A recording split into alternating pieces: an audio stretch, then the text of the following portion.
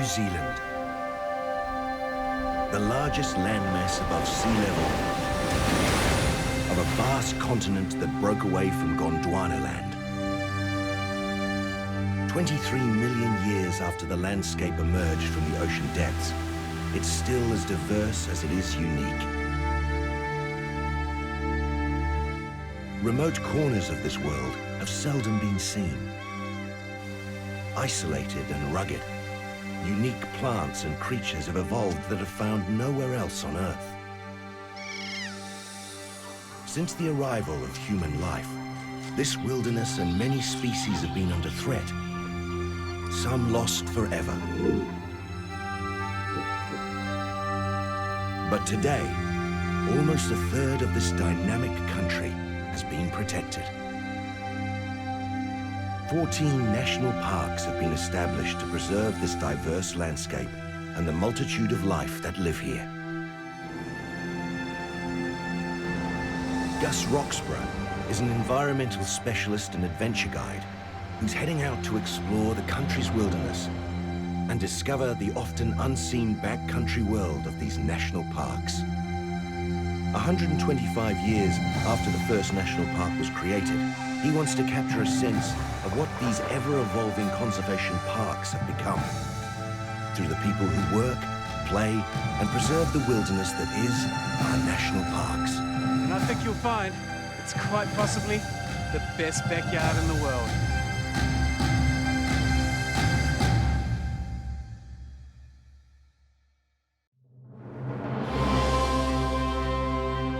The central North Island of New Zealand.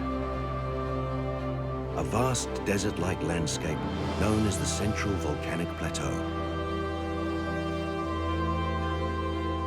Rising from this unique geology is the commanding presence of three volcanic mountains. To Māori, their ancient ancestors, Ruapehu, Nauruhui, and Tongariro. In the foothills of these volcanic bastions lie the upper reaches of the spectacular Whanganui River. It carves a path to the Tasman Sea through the largest tract of lowland forest in the North Island. These dynamic landscapes and the wildlife that call them home have been protected in two distinct conservation parks. Tongariro was the first conservation park in New Zealand and the fourth in the world. 20 kilometers to the west is the Whanganui National Park, bisected by the Whanganui River, the longest navigable waterway in New Zealand. Neighbors by location, these two conservation sanctuaries are in stark contrast to one another. Whanganui, formed by the uplift of the sea floor 30 million years ago. Tongariro, by a ferocious geological force just below the Earth's surface. This is also a park whose rich history and evolution is as volatile as the mountains it preserves.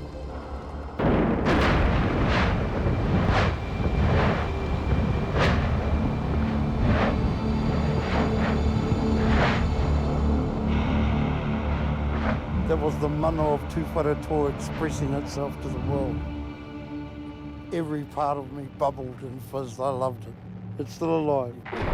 Te Ngāhi Wanuko's genealogy descends from both Te Wharerangi, a great regional chief, and from the great tribal chief, Horonuku Te Hiuhiu. Horonuku was pivotal in protecting what he saw as living, breathing mountain ancestors. Each time I look at the mountains, I look at a tūpuna, an ancestor. I see a repository of all our stories.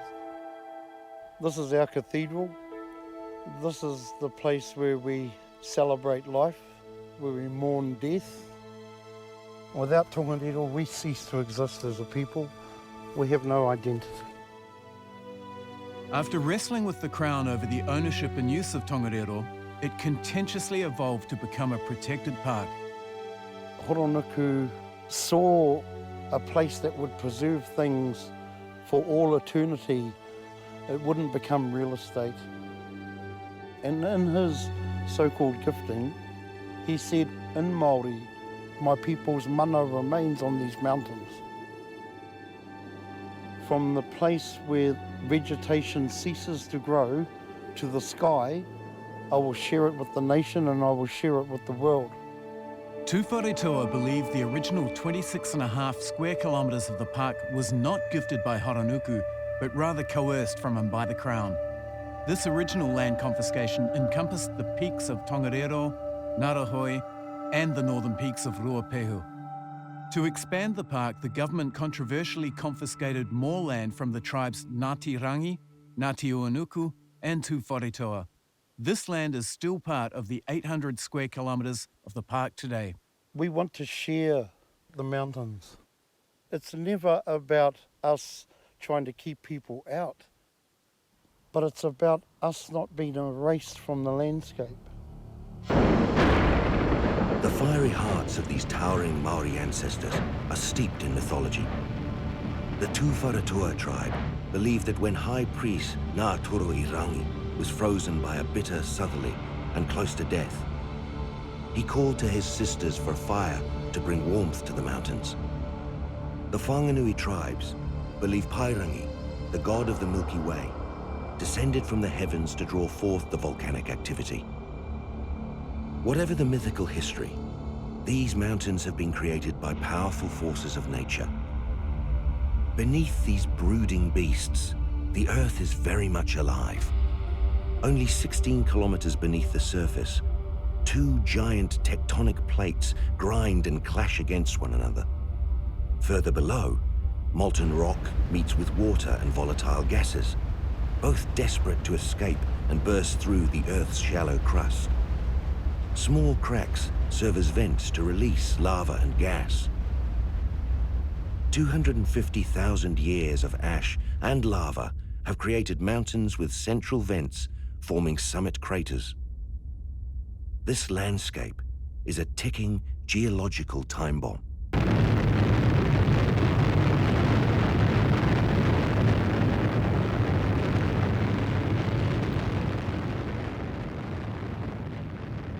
But the irony is that almost 1 million people a year are drawn to the park, despite the ever-present threat of the powerful forces that lie beneath. Just down below me there is the Tongariro Alpine Crossing. It's one of New Zealand's great walks, and it's the most popular day walk in the country. It goes through one of the most active volcanic zones in the whole world. The 20-kilometre crossing traverses over the surreal moon-like landscape of Mount Tongariro, including the spectacular Emerald Lakes. Their brilliant green colour is caused by minerals leached from the surrounding rocks. But behind the scenes around here, there's a ton of work being done to monitor these volcanoes and hopefully predict when things are going to get a little bit too exciting. Mount Ruapehu has erupted over 60 times since 1945, and Tongariro exploded back into life after being dormant for over 100 years. With a growing number of visitors on the mountains, risk management is crucial. There's 75,000 people a year, increasing at 10% a year, going right past this area. Many people are going right close to the craters, so we need to have systems in place and manage that risk. Harry Keys is the Department of Conservation analyst, one of a number of dedicated specialists keeping an eye on the volcanoes. This crater has been reamed out by the eruption on the 6th of August this year and deepened and sharpened the sides. You can see some cracks down there where the ground's collapsing in, and you can hear the roar of gas coming out. These highly toxic acidic gases are pulsing from the vents at up to 250 degrees Celsius. It's really toxic, that gas. If you haven't got a gas mask, it's crazy going to a place like this. Wow. You can feel that warmth now, can't you? Yeah, it's pretty powerful. This is some of the most powerful parts of volcanoes.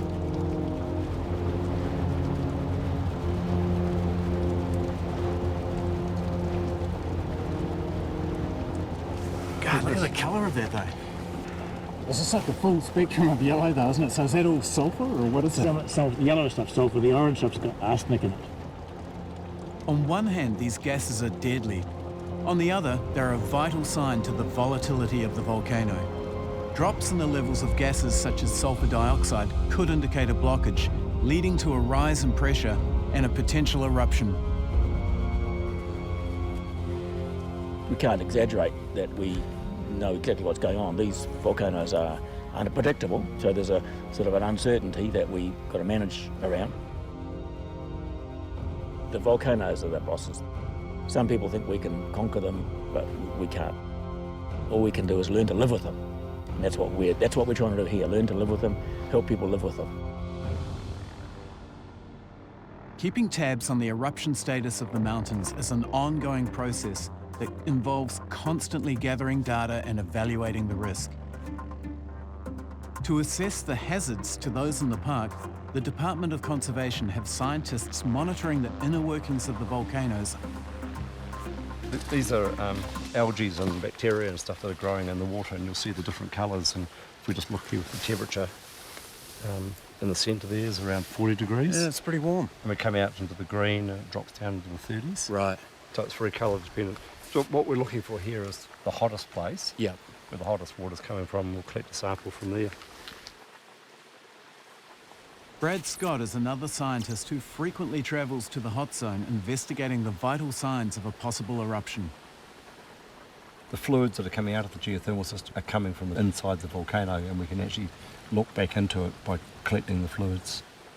The chemistry is part of the story. We have other technologies, a network of seismographs around the volcano, and that allows us to see if volcanic tremors occurring, if gas is moving through the volcano. We put all of those bits of information together, the chemistry, gases, earthquakes, ground deformation, and sort of build up a picture of what the volcano's up to. Different parts of the volcano can behave differently. If you saw multiple features on Tongariro changing at the same time, that would be indicative of something quite large trying to happen. What's going on over at Ruapehu? Because that's got an alert at the moment, doesn't it? That's right, there's some increased unrest going on at Mount Ruapehu at the moment. The Crater Lake temperature is staying cool, around 20 degrees Celsius. The temperature underneath the Crater Lake is increasing, but it's not coming through into the Crater Lake. So something's blocking it. It's basically blocked. The crater lake on Mount Ruapehu has the potential to send a violent lahar crashing down the mountainside at any time, as it tragically did Christmas Eve, 1953. That night, a lahar of unstable ice, rubble and ash collapsed around the crater lake. Sludge and rock raced down the mountain at speeds of up to 100 kilometers an hour, flooding the Whanganui River, destroying the Tangiwai rail bridge 35 kilometers away. Minutes after a bridge support gave way, a crowded express train plunged into the river and 151 lives were lost. I think that's an interesting thing. This one piece will make 52 layers. Watch on mobile devices or the big screen. All for free. No subscription required.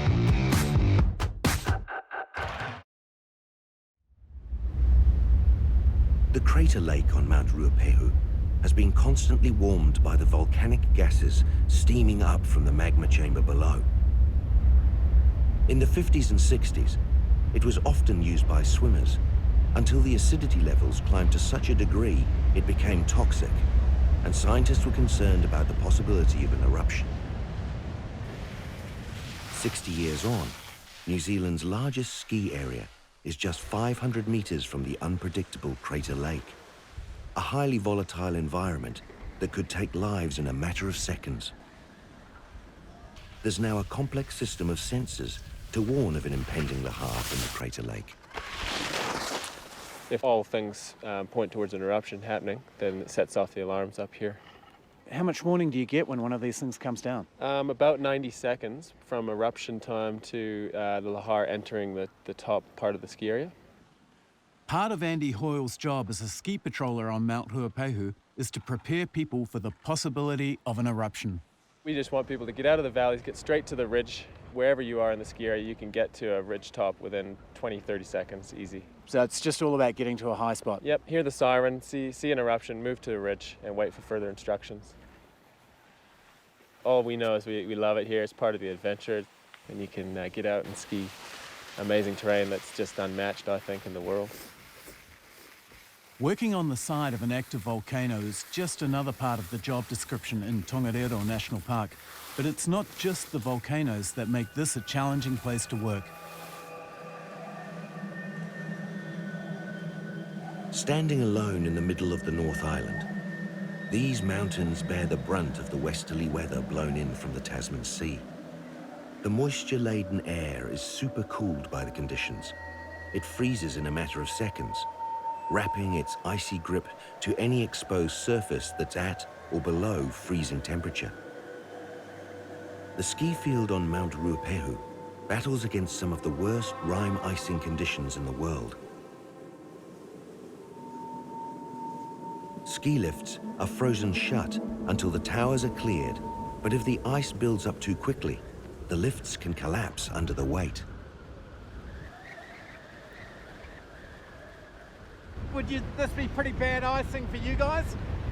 It's pretty mild stuff, to be honest. So you can get like a few centimetres forming up in just a couple of hours? Yeah, on a sort of normal de-icing day, you and I, right now, would be covered in about a good inch of ice on our jacket, so, and that's a half an hour period. We just need to clear a bit of this ice off the ladder there, so we've got a good free climb up. Get to the top there and I'll let you loose.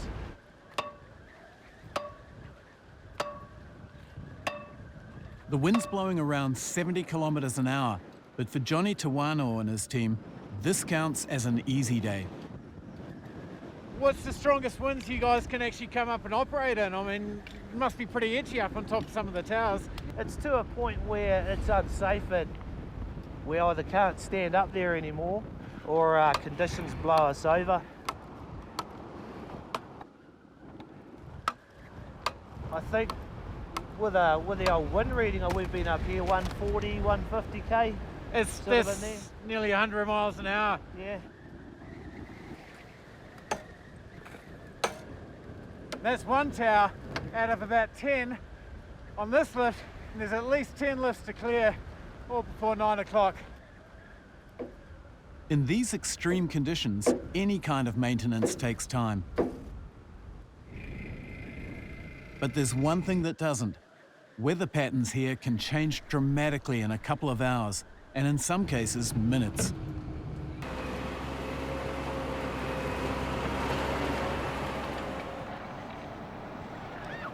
Still, for some hardy souls, nothing will get in the way of making the most of the extreme conditions. From the roof of this extreme and volatile landscape to the desert-like lowland, forces of nature have had a profound effect on this volcanic plateau. Around 1,800 years ago, New Zealand experienced the most massive volcanic eruption to occur in modern history. The explosion created nearby Lake Taupo and sent a fiery cloud of hot rocks and dust that flowed at speeds of up to 700 kilometers per hour. The ash cloud turned the sky red as far away as Italy. Enormous quantities of pumice spread over 21,000 square kilometers. In one cataclysmic event, forests were leveled, incinerating and burying vegetation.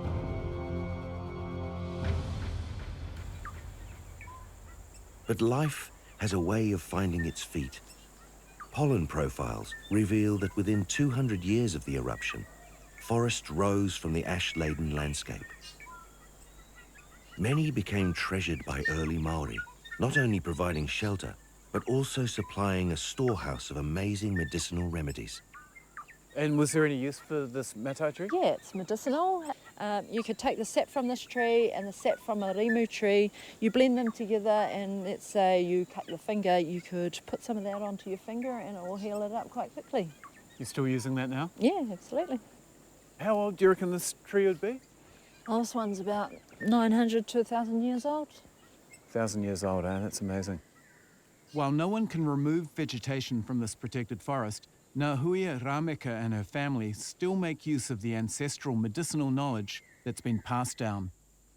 So this plant here, this is called, in English it's called hen and chicken fern. This part here we call pickle pickle. It's nicknamed bush asparagus, so you cook it the same way as asparagus. But we can't pick them because we're in a Department of Conservation Forest. So, just like all good cooking shows, here's one I prepared earlier. Okay, so that's pickle pickle. You can eat the whole thing. You can eat it raw? Yep. That's pretty good, isn't it? Yeah. It's kind of peppery. Not too bad. It's quite nice. There's a couple of good restaurants in Auckland that use them as garnish on top of their dishes. Hey, here's another one. This is peatako. Say you've got a hole in your tooth and it hurts a lot when you eat sweets or lollies. You could take part of that vine and you chew on it and then it will numb all that area. Okay. So you can't feel that pain so badly. Since the devastation of the eruption 1800 years ago, forests in the region continue to fight back, regenerating around the skirt of the mountains. On the southwestern side of the mountains of Tongariro National Park, the neighbouring forest of the Whanganui National Park was sheltered from the Taupo eruption. And the immense Whanganui River flowed through the forest and was the lifeblood of the region as it traversed for almost 300 kilometres. This massive waterway is still the longest navigable river in the country. A watercourse where travellers can be cut off from civilization for days on end. Beginning life on the northwest flank of Mount Tongariro, the Whanganui River winds its way to the Tasman Sea, fed by surrounding tributaries. The waterway traverses through vast rainforests and deep gorges. For over 25 years, this park has protected one of the largest expanses of lowland forest remaining in the North Island. An ecosystem of podocarp hardwood trees, a habitat that has been decimated from much of New Zealand. It provides a sanctuary for some of New Zealand's unique wildlife. This rugged and inaccessible landscape has no through roads. Like the path of the river, an epic cycle journey also begins in the mountains, traversing through the Whanganui National Park to the Tasman Sea. Descending from the mountain slopes, it passes over the Hapua Whenua Viaduct, a decommissioned rail bridge towering 45 metres over the gorge below.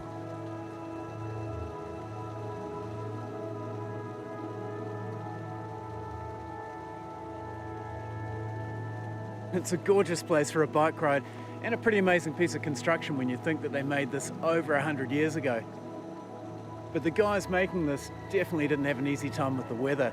In a 9-week stretch or only 5 days when it wasn't pouring with rain.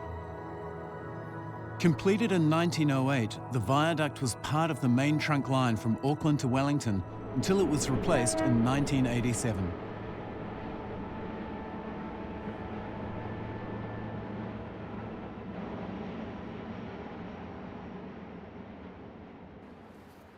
But today, the only way into this part of the park is by foot, or by a bold new experiment to allow mountain bikers to explore the park.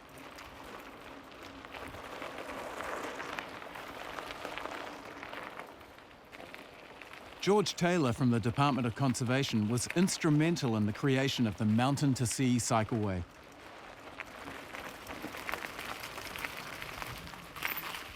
What's going on here, George? Well, this is a remnant from the old days, really. This is the famous Mangapurua where the government tried to open this area up for farming to World War I soldiers coming back from the war. They allocated them land and told them to go in and give it a go, break it in. No chainsaws back then, no, was there? Just an axe, just a man and an axe, and that's pretty much it. Over 30 families made a valiant attempt to settle in the area, and for a few years the valley communities prospered, supplied by a government-funded road.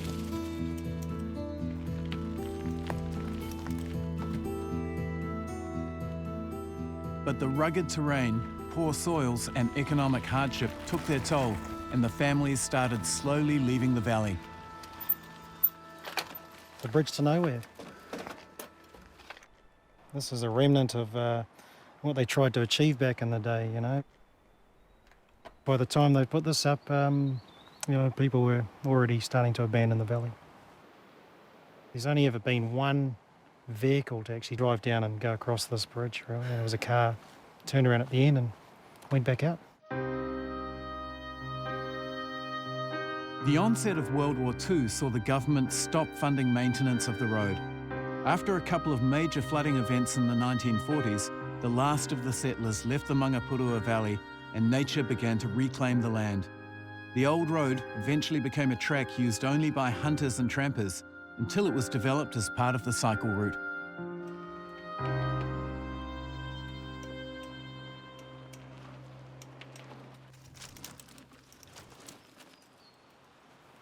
The mountain-to-sea cycleway is divided in two by the imposing Whanganui River. With a length of 290 kilometres, it's the country's third longest river. Before the arrival of European settlers, the area around the Whanganui River was one of the most populated in the country. The river provided trade and communication between the many settlements. Traps for eel lined the riverbanks. Once a busy thoroughfare for freight and passengers, the Whanganui River's traffic is now nearly all recreational. Jet boats provide a shuttle service from the Mangapurua landing to Pipiriki, where the cycleway trail continues. Joe, how long have you been on the river? Been involved with it all my life, from like my earliest memory, sort of 4 years old. Yeah. The whole river trench hasn't changed at all. It's basically what it was like hundreds of years ago.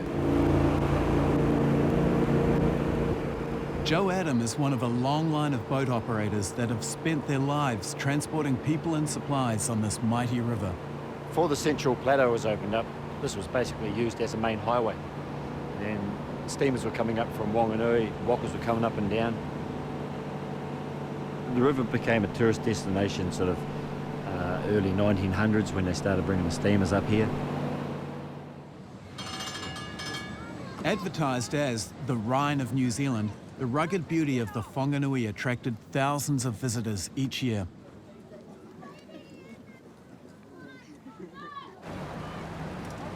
Even with the deepened river channel, boats had to be winched up the more difficult of the Whanganui River's 200 rapids. As soon as they opened up the main trunk railway line in the early 30s, basically everything stopped. Yeah, or slowed right down. The tourists may have changed over time, but the river hasn't. It still has the potential to rise dramatically by a couple of metres overnight. It's not a dangerous river, you just got to respect it. When it floods very quickly. It's a beautiful river, you know, like it's an awesome river, as long as you respect it. Are they ever going to get you away from here? No, not even in a box, mate.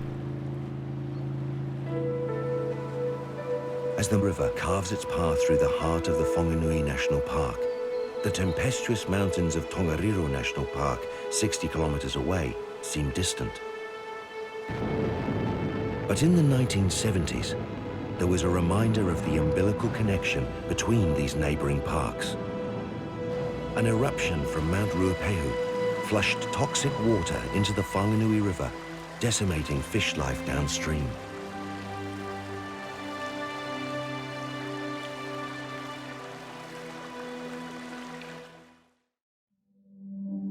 The vast expanse of rainforest in the Whanganui National Park is home to a large number of native plants, insects and bird life. It's also home to unique species. New Zealand's only native land mammals, the long and short-tailed bats.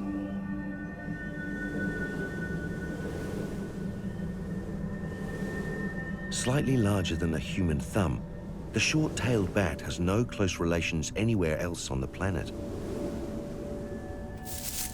While other bats hunt in the air, the short-tailed bat can wrap its wings around its legs to crawl like a mouse, foraging on the forest floor.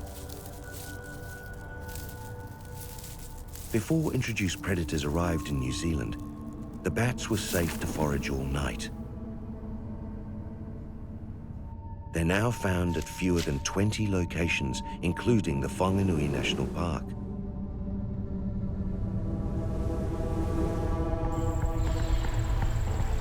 When Polynesian rats, possum and cats were introduced, almost half our native birds and 3 species of lizard and frog were wiped out. And there's one introduced species, not commonly viewed as a predator. Wild pigs are scavengers and foragers that can ravage native plants, insects, and the eggs and chicks of ground-nesting birds. But the introduction of the pig by Europeans in this region also provided a major new food source and soon became the main supply of protein for Māori in the Whanganui. This is all about getting food for the marae, huh? Food for the marae. The old settlers, when they came in, was their staple diet. Yep. And the Maori adapted and adopted. Unlike early Māori, Baldy Haitana's approach is high-tech. Each dog is fitted with a GPS satellite tracking device. They're released into the hill country and the hunt is on.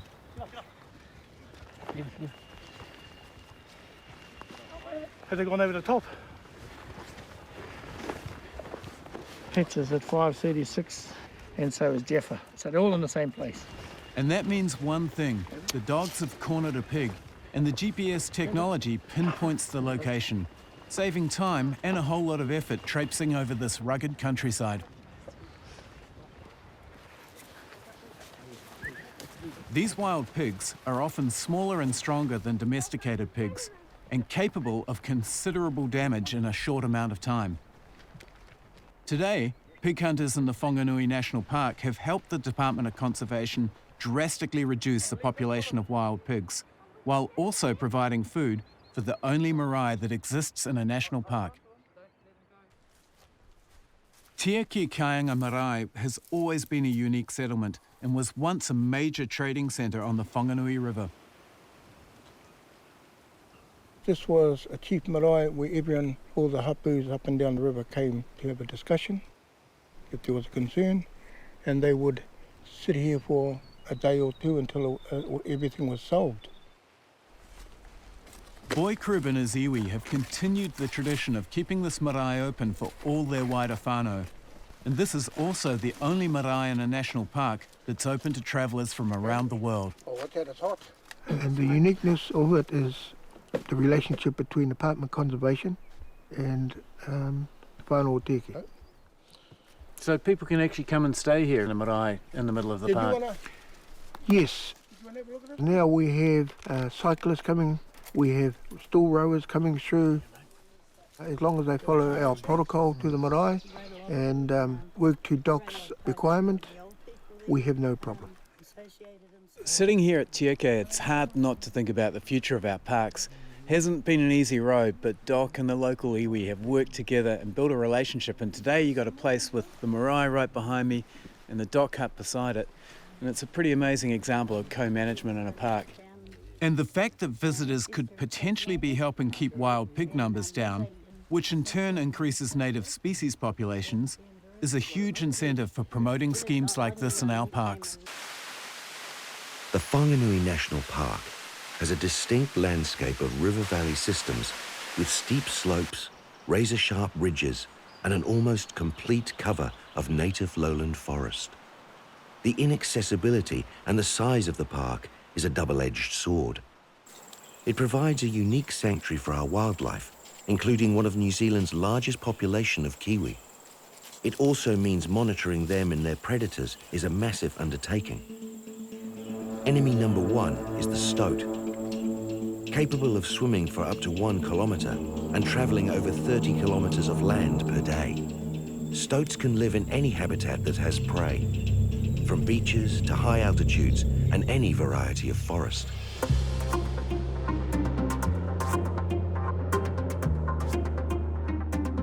A pest control program using the controversial poison 1080 has been introduced to help halt the stoat's impact and increase kiwi numbers. Monitoring the kiwi population in 160,000 hectares of rugged terrain is a challenge that requires an innovative and high-tech solution.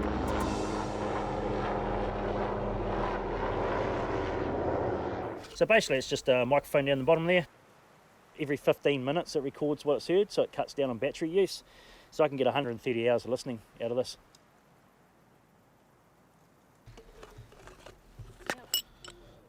Daniel Hurley and his team use digital audio recorders to pick up the nocturnal calls of the kiwi, allowing them to calculate the size of the population.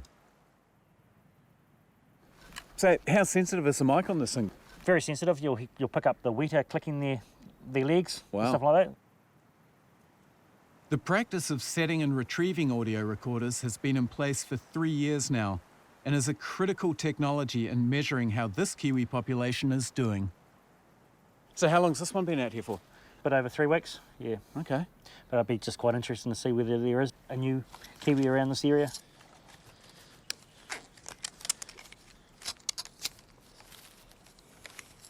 We'll go chuck this in the computer and show you how it works.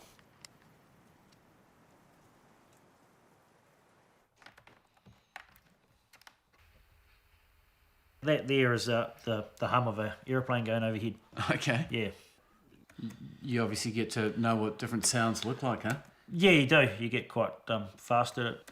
About 5 hours worth of listening I'll get through in 15 to 20 minutes. Here we go. Wow. Whoa, look at that. Yeah, no, that's pretty amazing actually. You think that's kiwi? Oh. That's a real guttural sound. That's the grumpy female making a call. And they should be right here. There should be a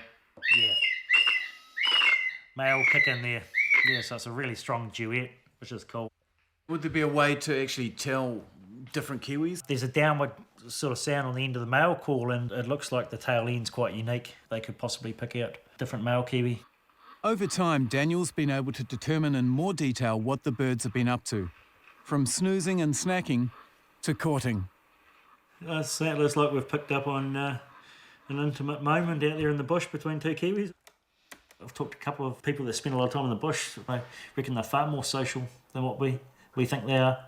Kiwi calls have been detected at 60 separate sites in the 160,000 hectare forest. The frequency of recorded calls has been increasing over the years since monitoring began. Clear signs that the kiwi population could well be benefiting from the pest control program.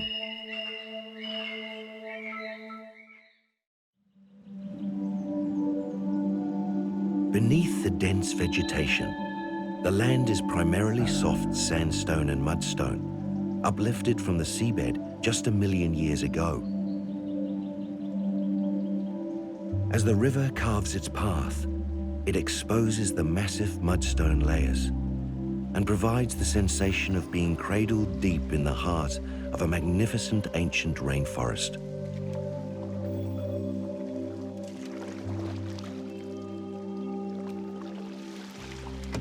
This is unbelievable in here, Sheree. It's amazing, isn't it? It's really cool.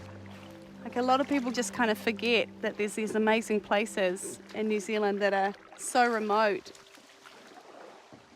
Canoeing down the river is certainly the best way to appreciate what makes this landscape so unique.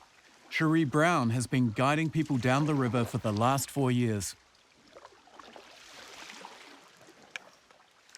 I mean, it'd be impossible getting around here, wouldn't it, other than on the river? You'd never be able to climb those banks. The Māori, when they used to have their villages on the tops there, they'd use vine rope ladders. God, it must be nearly 100 metres up some of these big banks. Yeah.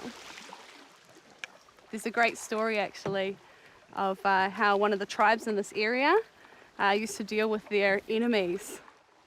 The chief, he'd send his beautiful daughter out to the mouth of the river. The warriors would come down and they'd see the beautiful girl and they'd follow her into the narrow gorge here, and they'd drop down the rope ladders and then she'd scramble back up.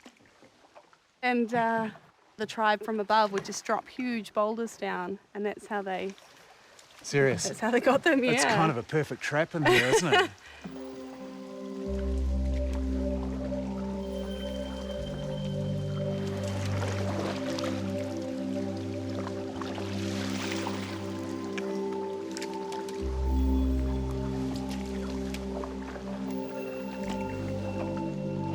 There are countless streams and rivers scattered throughout this park, with over 200 whitewater rapids on the Whanganui River alone. These clean, fast-flowing waters have evolved a unique waterfowl, an endangered species found nowhere else in the world. There are fewer than 3,000 whio, or blue duck, remaining in New Zealand.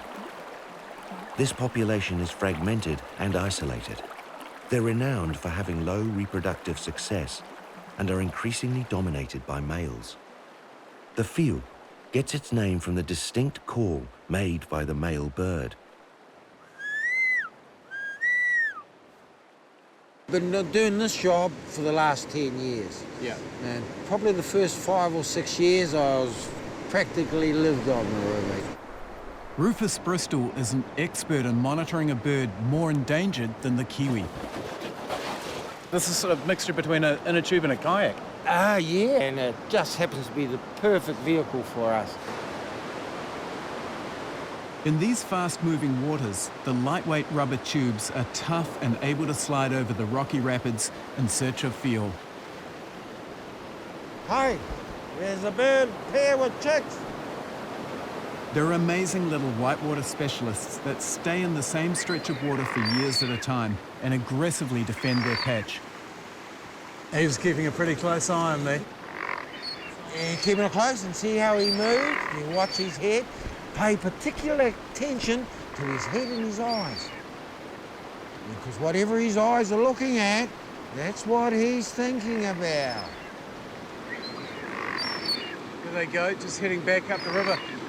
Rufus is saying this is the end of their territories.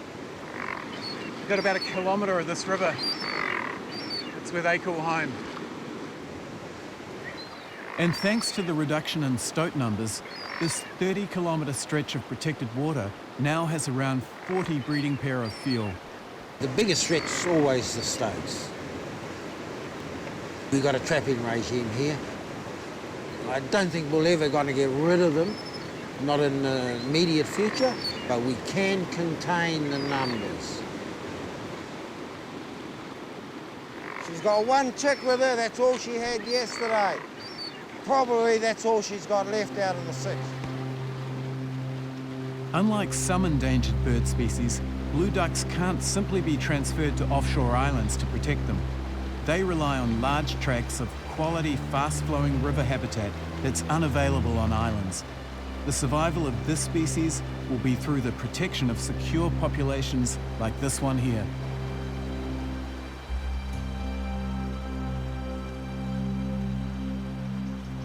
Each of our parks has its own thing going on, its own landscape and its own special feeling, but I think the thing for me about Tongariro and Whanganui National Parks is that up in Tongariro, the volcanoes are definitely still in charge. And down here, I mean, this terrain and the bush has pretty much beaten off any attempt at settling here. And I guess for me, that is what national parks are all about. It's about having a place where nature dominates. The Whanganui River continues to weave and contour the rocky ravines, shaping an epic river journey like few in the world. It's in this unique wilderness that New Zealand's endangered species have a real chance to fight back as they shelter in the country's largest natural sanctuary. Whanganui National Park is an ecosystem like no other, with pockets still undiscovered. Its neighbouring park, in the centre of the volcanic plateau, has an indomitable history. These are untamed landscapes, unable to be subdued, a restless underworld, unpredictable and explosive. The Tongariro National Park is one of the most unique and volatile playgrounds in the country.